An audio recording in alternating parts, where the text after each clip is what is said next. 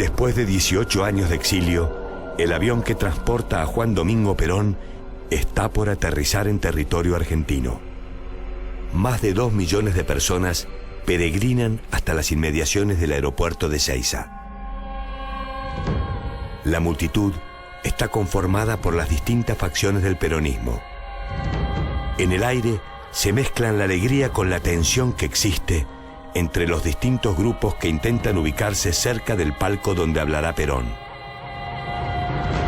Héctor Cámpora intuye que sus días en el gobierno están contados. Para algunos, había llegado al poder para preparar las condiciones del regreso de Perón. Otros pretenden que se quede y encabece las reformas que el país necesita. Cámpora se debate entre su lealtad a Perón y su proyecto presidencial.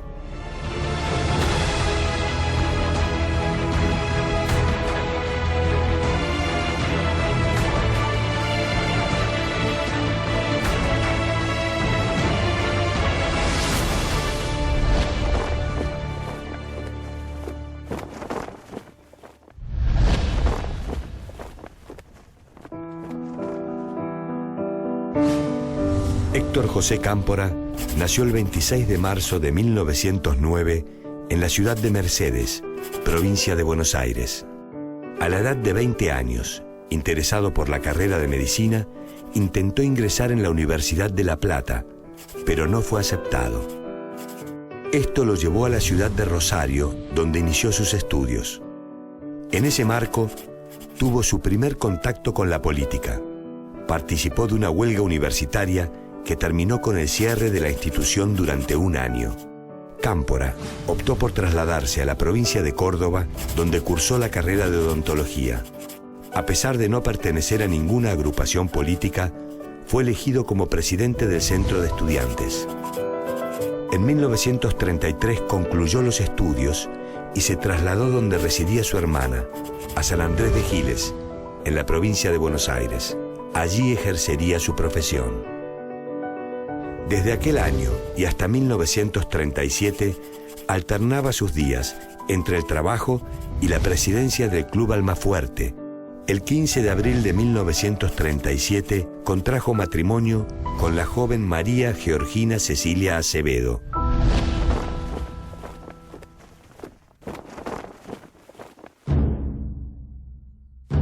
El 4 de junio de 1943, un golpe militar derrocó al presidente Ramón Castillo. Para ese momento, eran muchos los argentinos que albergaban la esperanza del fin del fraude y de los negociados conservadores. Desde el nuevo gobierno se enviaban emisarios a los pueblos en busca de hombres con prestigio local, no identificados con ningún partido político. En San Andrés de Giles, Héctor Cámpora era quien cumplía con los requisitos. El 16 de agosto de 1944 fue nombrado comisionado municipal por el gobierno que intervino la provincia. Entre los militares que formaban parte del gobierno nacional se encontraba un hombre que se diferenciaba del resto: Juan Domingo Perón. Desde su cargo en la Secretaría de Trabajo y Previsión Social, llevaba adelante una tarea de integración de los trabajadores y sus dirigentes a la política. El 12 de octubre de 1944, Perón participó de la inauguración del Policlínico Ferroviario en la localidad bonaerense de Junín. Fue allí donde conoció a Cámpora y con el paso de los meses lo convenció para que se sumara al proyecto político que consolidaba desde la Secretaría. Para 1945, Perón ya era un referente político indiscutido. En septiembre de ese año, la oposición impulsó una marcha multitudinaria que haría estallar la crisis política del gobierno. El 9 de octubre, el presidente Farrell, presionado por grupos de las Fuerzas Armadas, obligó a Perón a renunciar a todos sus cargos. Luego fue trasladado a la isla Martín García como prisionero. Esta decisión de la cúpula militar hizo detonar el descontento popular. El 17 de octubre de 1945, miles de argentinos y argentinas se manifestaron en todo el país.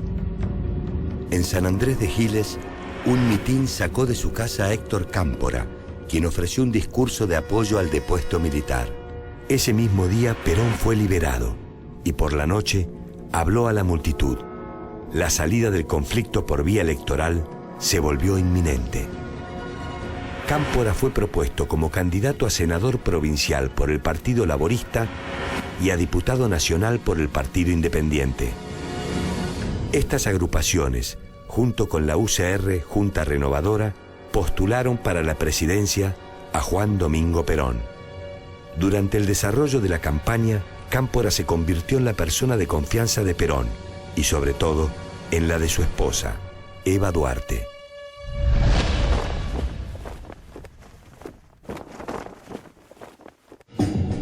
El 24 de febrero de 1946 se realizaron las elecciones presidenciales y con el rotundo triunfo de la fórmula de Perón, Héctor Cámpora se consagró como diputado nacional. El 1 de mayo de 1948, Cámpora fue elegido presidente de la Cámara de Diputados. Ese mismo día, Perón anunció su plan para reformar la Constitución Nacional, adecuándola a la nueva realidad que vivía el país. Durante el tratamiento de la convocatoria y en la Asamblea Constituyente, Cámpora tuvo un papel político central en hacer cumplir los designios del presidente. En adelante, tendría la difícil tarea de conducir una Cámara en continuo conflicto entre opositores y oficialistas. El 26 de julio de 1952, millones de personas sufrieron una triste pérdida. Ese día falleció Eva Duarte de Perón. Cámpora presidió una comisión para homenajearla. Además, se le encomendó construir un monumento para su descanso final. En esa tarea estrechó vínculos con el hermano de Eva y secretario de Perón, Juan Duarte. En abril de 1953, y en medio de diversas acusaciones de corrupción, Juan Duarte fue encontrado sin vida. La pericia determinó que se trató de un suicidio. Cámpora no salió ileso de esta situación. Sectores dentro del peronismo, entre los que se destacó el vicepresidente Alberto Teisser, buscaron desplazarlo del poder. Finalmente, en 1953, perdió la presidencia de la Cámara. Pocos meses más tarde, y hasta cumplirse el fin de su mandato como diputado, Cámpora fue enviado a una gira por Europa y por América en carácter de embajador plenipotenciario. Tras su regreso al país a comienzos de 1955, mantuvo una relación personal con Perón, pero sin ejercer ningún cargo político. El 16 de septiembre de 1955, militares y civiles dieron un golpe de Estado e instauraron el gobierno de facto autodenominado Revolución Libertadora. La caída del mandatario marcó el inicio de la proscripción del peronismo.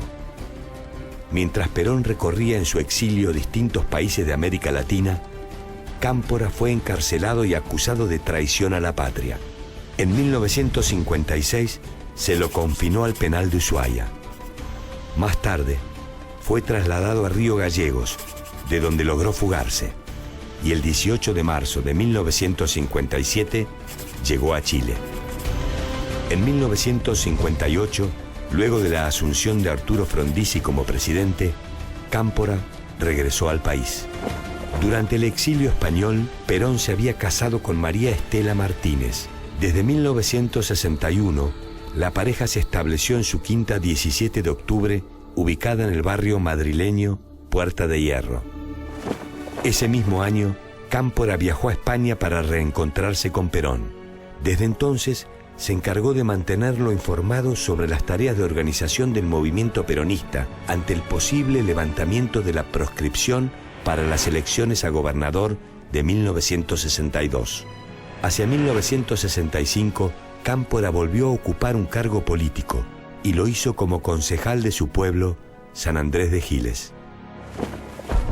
Durante el gobierno militar de Juan Carlos Onganía, las tensiones sociales, políticas y económicas aumentaron como producto de su intento de superar la inestabilidad política nacida de la proscripción del peronismo, prohibiendo toda manifestación política, aplicando un programa económico favorable al capital extranjero y ejerciendo una fuerte censura sobre las expresiones artísticas y culturales.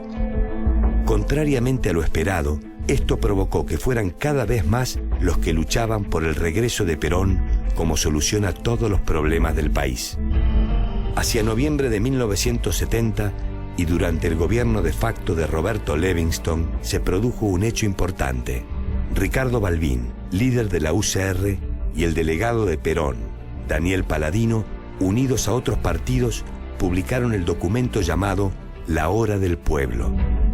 En él, reclamaban al gobierno militar una salida electoral, el fin de la proscripción, la redistribución del ingreso y la defensa del mercado interno.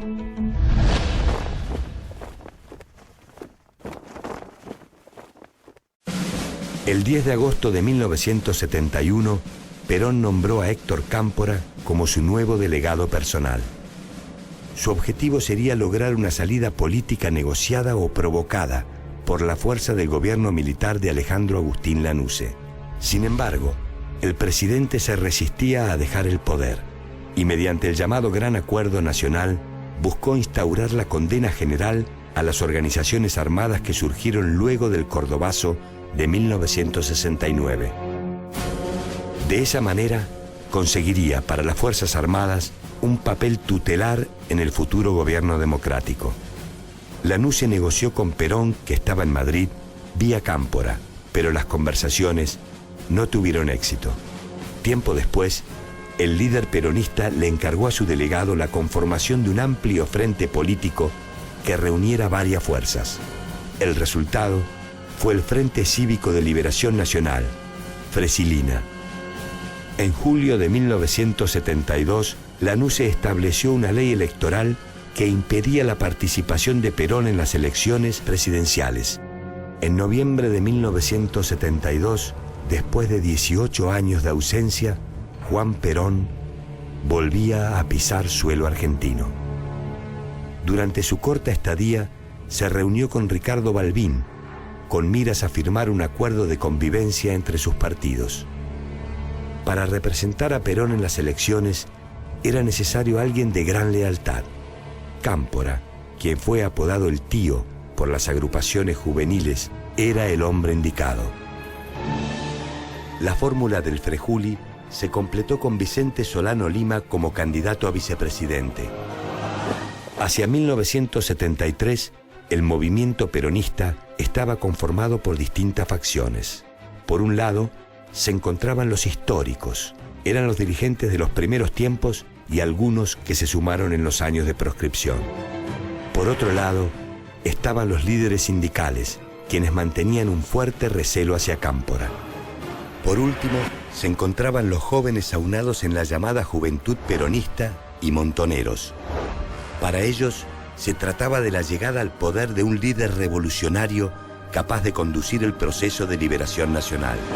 En las elecciones celebradas el 11 de marzo de 1973, la fórmula Héctor Cámpora-Vicente Solano Lima obtuvo el 49,5% de los votos.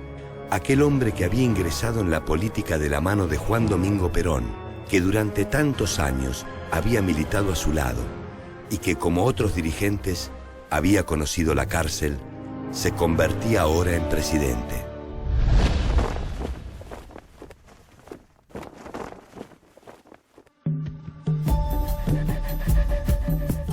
El 25 de mayo de 1973, Héctor Cámpora asumió su cargo y dio un discurso en el Congreso Nacional. Durante aquella jornada, Cámpora estuvo acompañado por los presidentes de Chile, Salvador Allende, y de Cuba, Osvaldo Dorticós, que fueron ovacionados.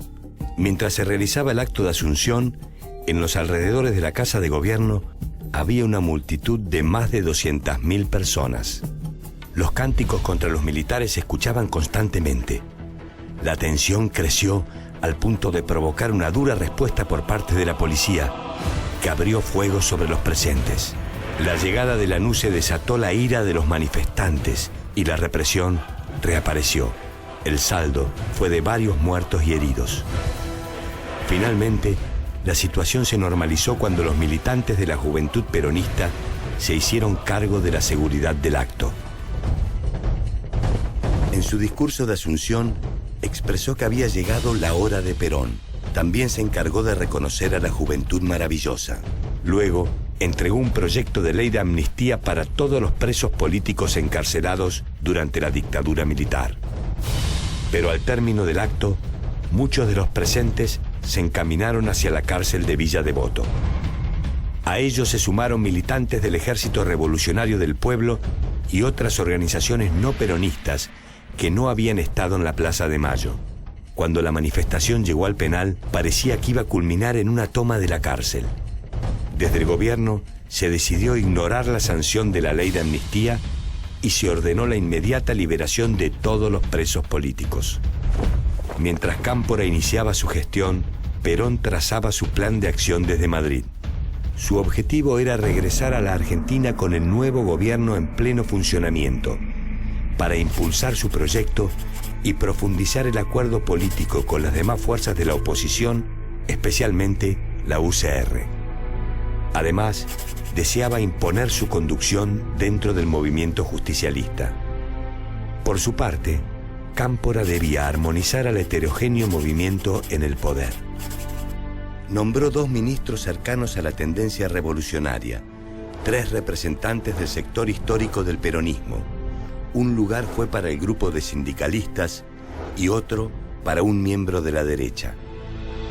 Este último era José López Rega, el hombre de confianza de Perón durante los años de exilio, quien se había ganado un lugar central en el movimiento. La participación de las distintas ramas del peronismo en el gobierno no logró evitar los conflictos.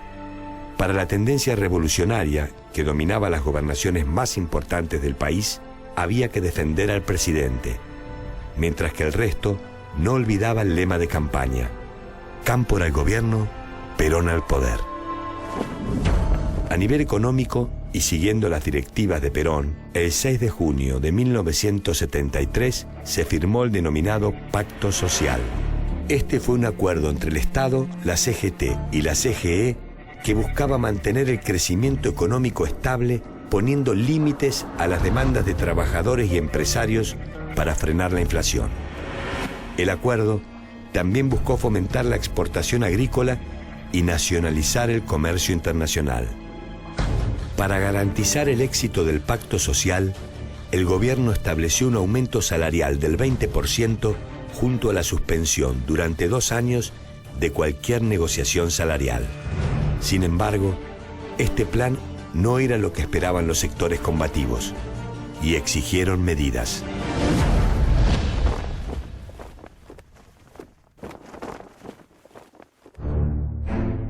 Con Cámpora en el gobierno, Perón decidió que había llegado el momento de volver a la República Argentina.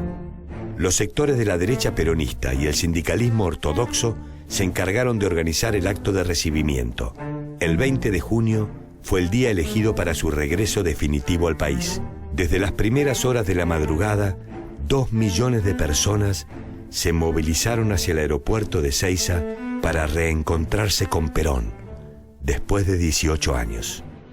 La euforia se mezcló con la violencia y los conflictos internos no tardaron en comenzar. Hacia las últimas horas de la tarde, la superioridad bélica de los ortodoxos se impuso a la superioridad numérica de la tendencia revolucionaria. El avión que traía a Perón descendió finalmente en la base de la Fuerza Aérea de Morón. La convulsionada jornada dejó como resultado varios muertos y cientos de heridos. Al día siguiente, Perón habló al país por cadena nacional. En su discurso dejó en claro su apoyo al sector sindical ortodoxo, al que definió como la columna vertebral del movimiento. La fuerza del conflicto desatado fue utilizada por López Rega y sus seguidores para afianzar su influencia dentro del peronismo. Héctor Cámpora, hasta ese momento la figura clave del movimiento, ya no era la persona que podía pacificar la situación. Era tiempo de concretar el lema de la campaña que llevó a Cámpora al poder y que Juan Domingo Perón ocupara su lugar en la conducción del país. Tras 49 días de gestión, Héctor Cámpora presentó su renuncia. Se convocó a elecciones anticipadas, mientras que el expresidente fue enviado a México como embajador. La elección del compañero de fórmula de Perón desató nuevos debates dentro del movimiento. Con el fin de aplacar la controversia, Perón eligió a su esposa, María Estela Martínez, para ocupar la vicepresidencia. En los comicios del 23 de septiembre de 1973, la fórmula Perón-Perón obtuvo el 62% de los votos, contra el 21% de la fórmula radical Ricardo Balbín, Fernando de la Rúa. De esta forma, Juan Perón se preparaba para iniciar su tercera presidencia.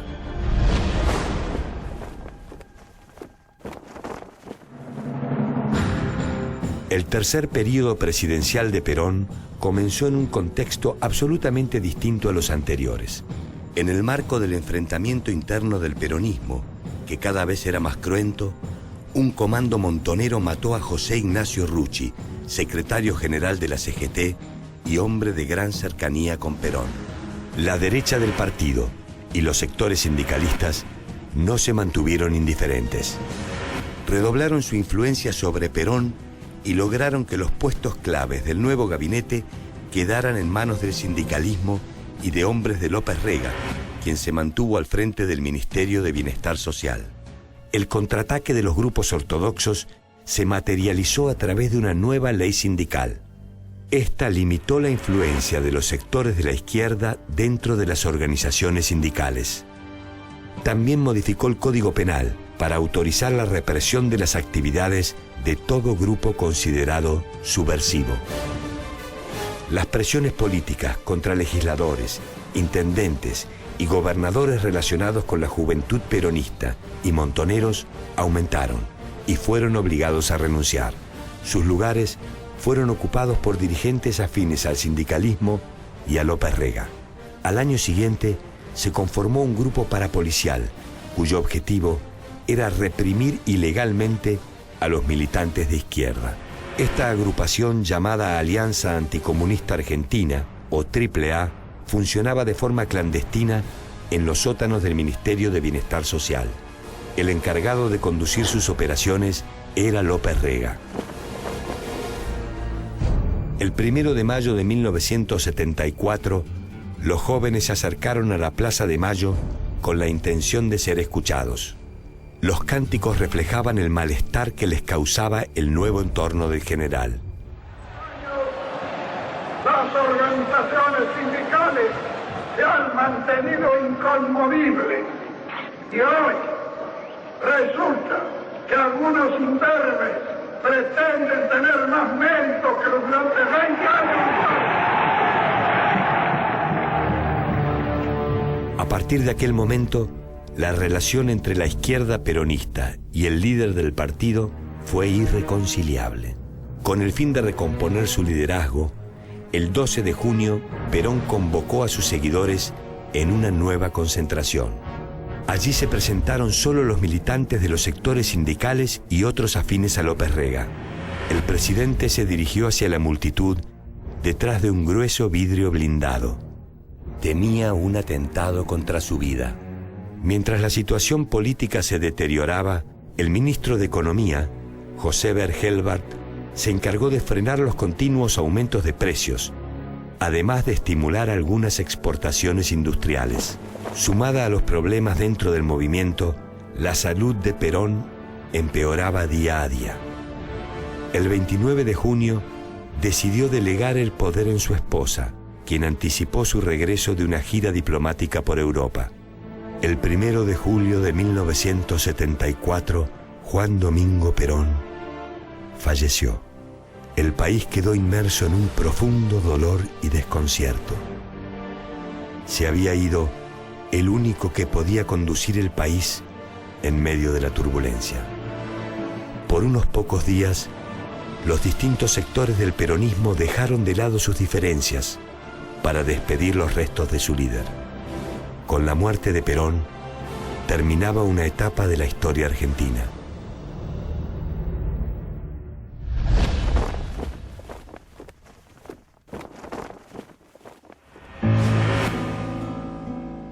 El 4 de julio de 1974, Héctor Cámpora viajó a México y desde allí declaró su intención de convertirse de nuevo en presidente. Esa idea preocupó a los hombres de Isabel y López Rega, quienes lograron expulsarlo del partido el 22 de abril de 1975.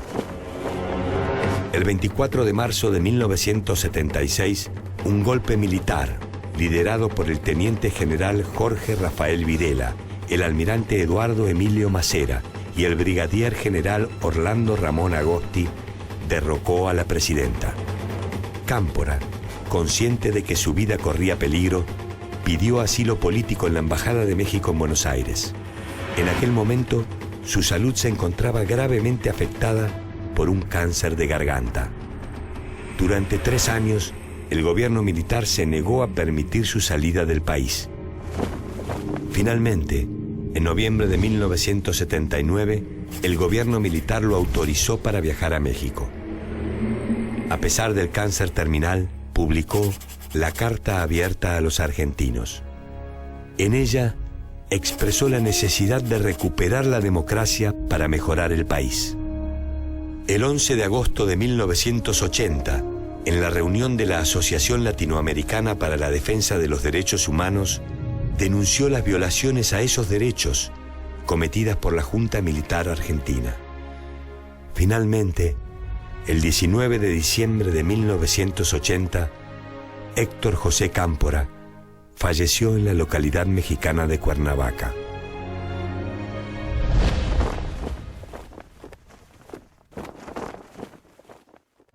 Muchos jóvenes peronistas lo apodaron el tío, el hombre mayor que supo ser la mano derecha de Perón y que tenía una excelente relación con ellos. Representó un puente de diálogo entre la vieja guardia peronista y las nuevas generaciones, quienes buscaban su lugar en la política. Sin embargo, eran pocos los dispuestos al diálogo en aquellos momentos. Gracias a su lealtad y desempeño político, Cámpora fue una pieza fundamental en el regreso del exiliado líder. Este fue Héctor José Cámpora.